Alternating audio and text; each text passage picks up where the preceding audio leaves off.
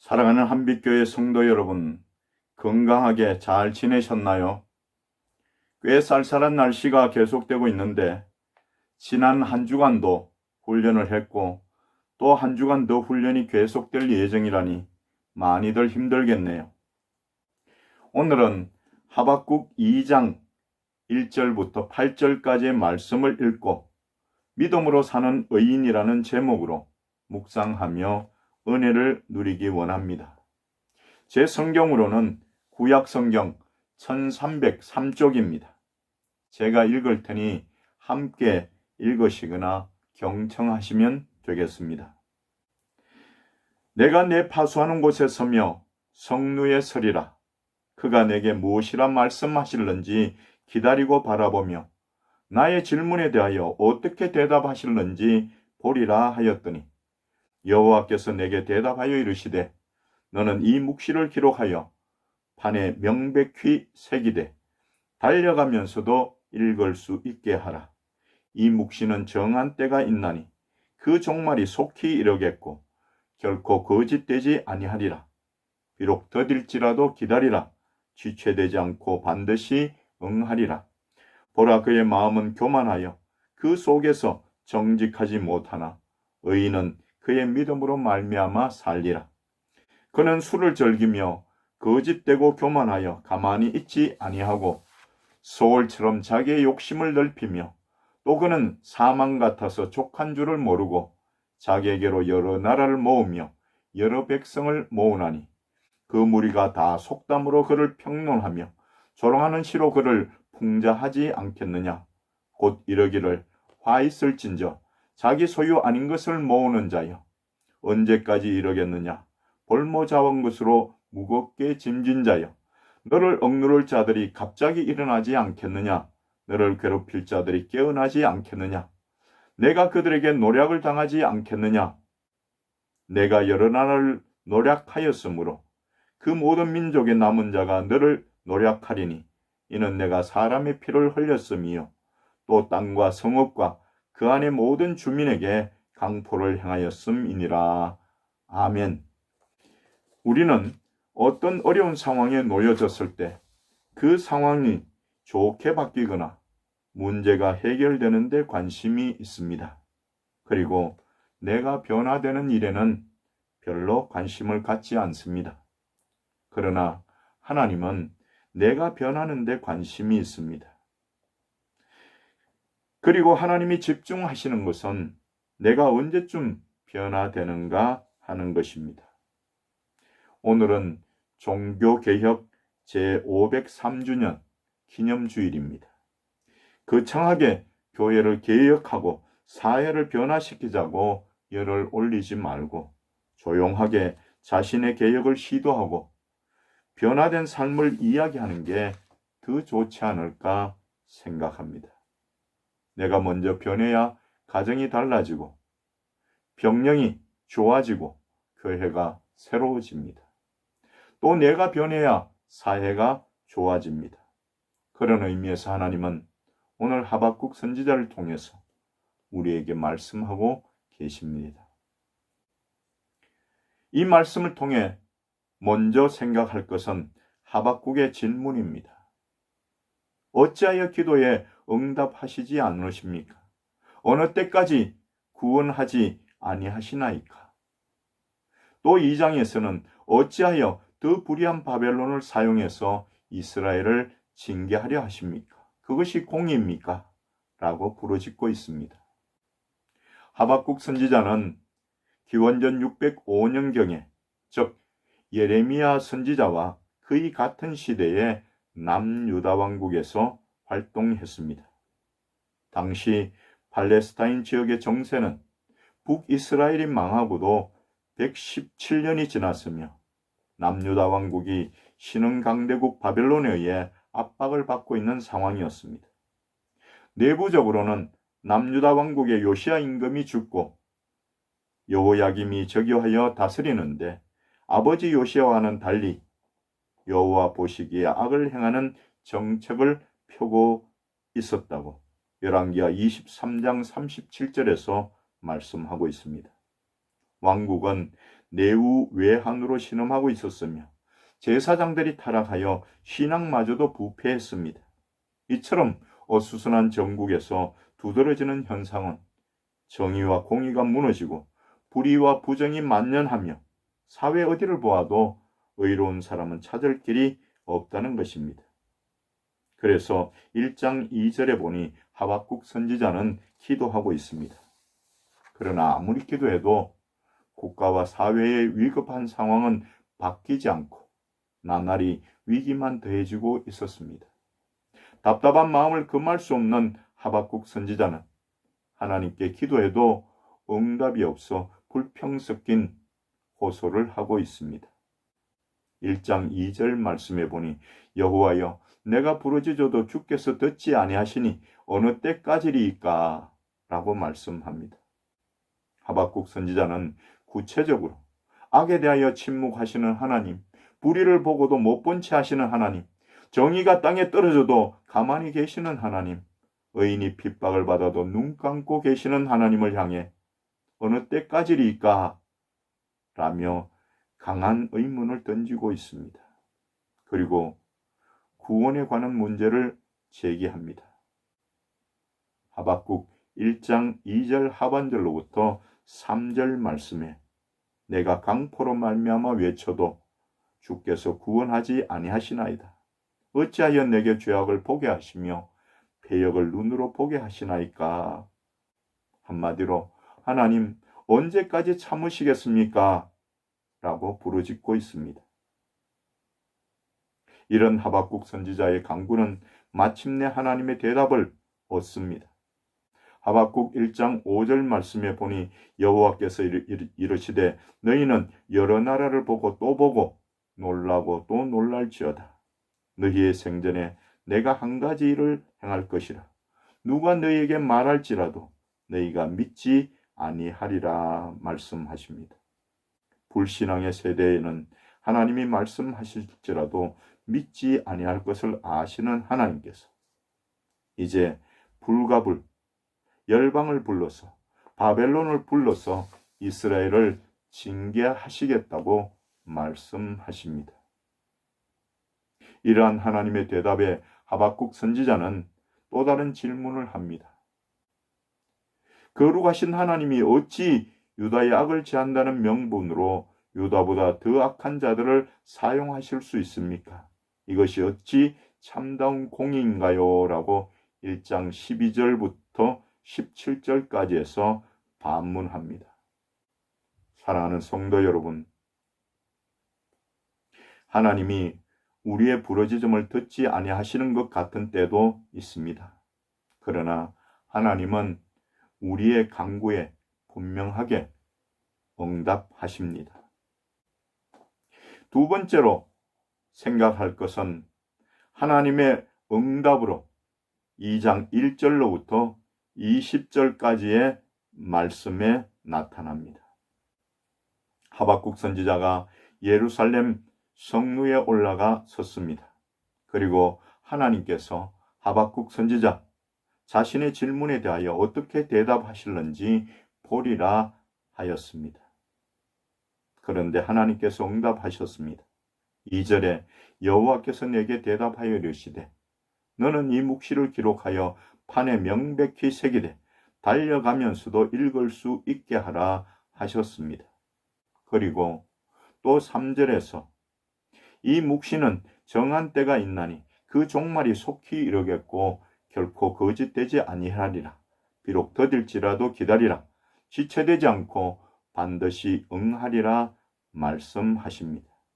지금까지 참고 참으시던 하나님의 계획을 공개하실 때가 된 것입니다. 그런데 하나님께서 묵시의 내용을 말씀하시기 전에 몇 가지를 먼저 말씀하셨습니다. 첫째는 이 묵시를 기록하여라고 2절에 말씀하십니다. 마치 십계명을 돌비에 새김으로써 누구든지 읽을 수 있고 또한 영구히 보존했던 사실을 연상케 합니다. 하나님의 말씀을 영구히 남겨서 후대 사람들에게까지 읽을 수 있게 하신 것입니다. 그리하여 사람들로 하여금 하박국 선지자가 받은 하나님의 말씀을 믿게 하고자 하기 위함이었습니다. 둘째는 판에 명백히 새기되라고 2절에서 말씀합니다. 판에 새기라는 것은 모든 사람들이 볼 수 있고 읽을 수 있도록 공문화하라는 말씀입니다. 그것도 달려가면서도 읽게 크게 새기라고 하셨습니다. 아무리 바쁜 사람이라도 뛰어가면서라도 읽을 수 있게 하라 뿐만 아니라 그것을 읽은 자들이 속히 달려가서 그 내용을 전파하게 만들라는 의미가 있습니다. 성경은 모든 사람이 읽고 하나님의 뜻을 알 수 있도록 해야 한다는 성경의 존재 이유를 밝혀주는 말씀입니다. 셋째는 이 묵시는 정한 때가 있나니라고 3절에서 말씀하십니다. 기독교의 역사와는 시작과 끝이 있습니다. 비록 지금은 정의가 땅에 떨어지고 하나님이 잠시 침묵하시는 것 같아도 반드시 악을 심판하실 때가 있고 이스라엘의 징계 도구로 사용된 바벨론도 자기 죄악으로 멸망하는 때가 있다는 것입니다. 그래서 그 종말이 속히 이르겠고 결코 거짓되지 아니하리라. 비록 더딜지라도 기다리라. 지체되지 않고 반드시 응하리라고 하십니다. 여기서 종말은 1차적으로는 바벨론의 멸망의 때이고 보다 궁극적으로는 모든 악의 세력을 멸하실 메시아의 재림의 때를 의미합니다. 하나님은 의문에 차 있는 하박국 선지자에게 하나님의 뜻과 계획을 분명하고도 확실하게 알려주셨습니다. 하나님은 결코 불의를 방관하시는 분이 아니십니다. 하나님은 결코 부정을 눈감아 버리는 분이 아니십니다. 사랑하는 성도 여러분, 우리가 살면서 하나님의 뜻과 섭리를 다 이해할 수는 없을지라도 하나님의 뜻과 섭리는 반드시 이루어진다는 진리는 믿어야 합니다.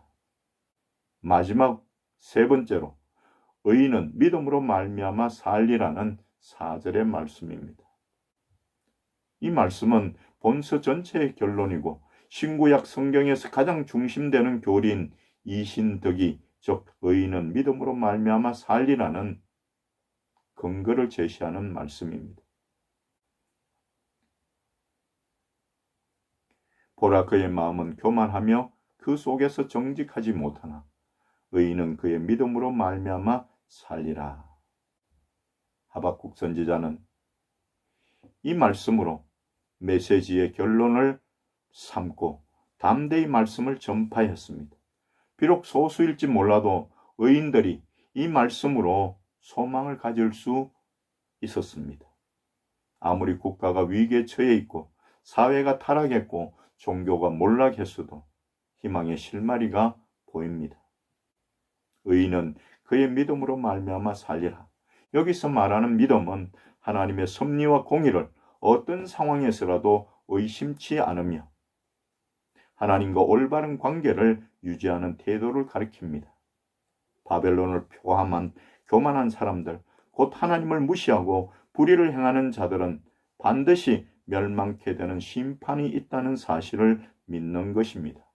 동시에 아무리 사회가 부패하고 타락했어도 의로운 자들은 하나님에 대한 그의 믿음을 인하여 구원을 얻게 된다는 사실을 또한 믿는 것입니다.